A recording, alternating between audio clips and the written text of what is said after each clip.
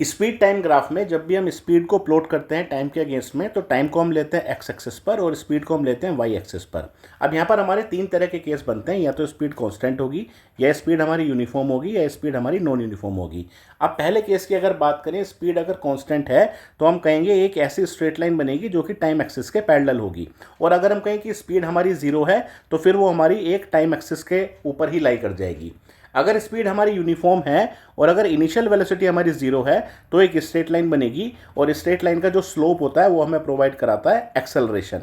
अब अगर initial velocity हमारी जीरो नहीं है तो भी एक स्ट्रेट लाइन बनेगी विद सम इंटरसेप्ट। इस सेकंड वाले केस में और थर्ड वाले केस में जो हमारी स्पीड है वो यूनिफॉर्म है और इंक्रीजिंग स्पीड है, लेकिन अगर हमारी स्पीड डिक्रीजिंग है तो भी हमारी एक स्ट्रेट लाइन ही बनेगी, लेकिन sloping downwards from left to right.